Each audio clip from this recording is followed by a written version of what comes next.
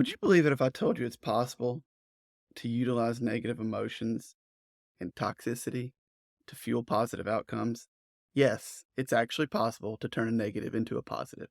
Don't tell that to your math teacher, but I'm going to teach you how. For me personally, telling me that I can't do something is one of the biggest ways to make sure that I absolutely will do it.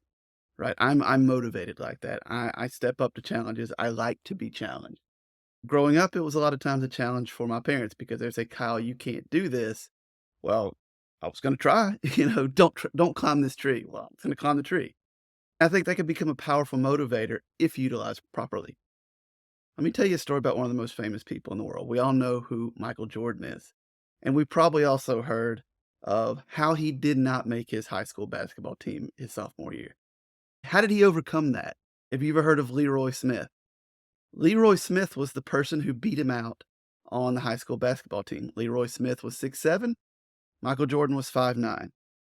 Michael Jordan would tell people when he was out in public, they'd be like, "Who are you? I recognize you. I'm Leroy Smith."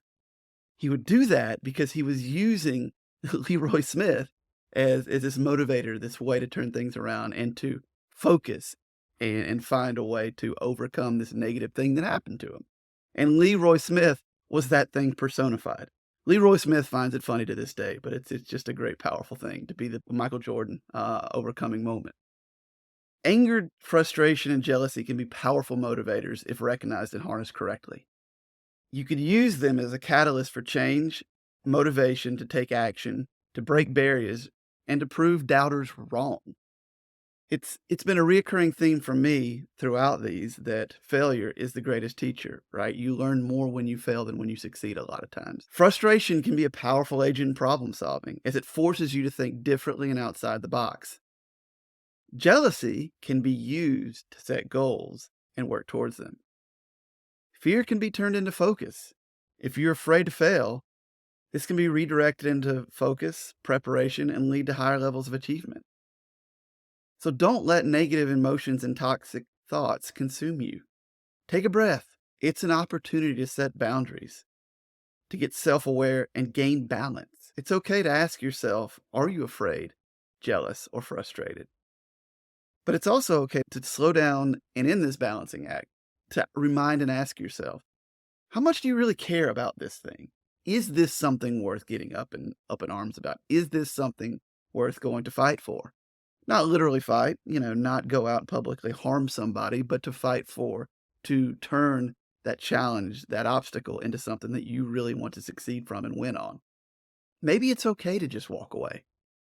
You can also use this as an opportunity to step up and turn this challenge, this negative thought, this negative emotion into something that you can use to fuel the overcoming push and energy and effort that you're about to go into solving it.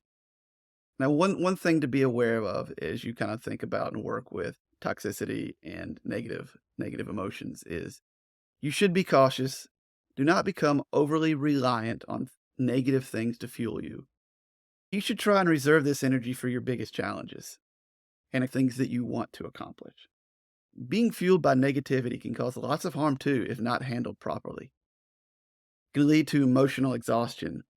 It can strain and harm relationships. It can cause health issues. It can reduce creativity because you're always going back to the same well for the same thing over and over. And finally, it can lead to a loss of joy.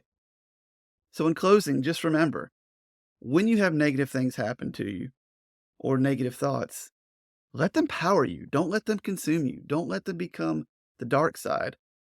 Let them become moments of triumph and things that you can push and fuel and lead to the next positive outcome. And I think if you could do that and think about that and remind yourself of this little nugget here when you get into those situations, you're going to have much more powerful outcomes. And maybe you're not like me. Maybe you're not the kind of person that just instantly says, "Oh yeah, you don't think I can do that? Watch me." But you'll find your moments where you absolutely can and will. And that's what I got for you today. Hopefully that helps you and deal with some of the challenges and things that you're facing to use that energy, turn that negative into a positive. And I hope you have a good weekend.